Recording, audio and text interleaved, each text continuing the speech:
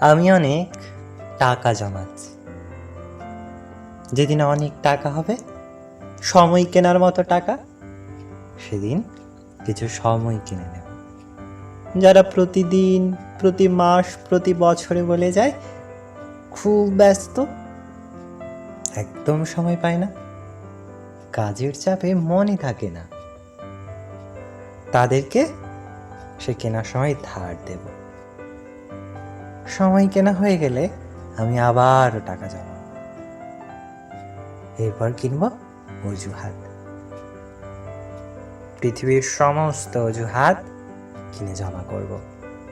সময়ের অভাবে, অজুহাতের কারণে আর কেউ যেন প্রিয় মানুষদের ভুলে না যায়।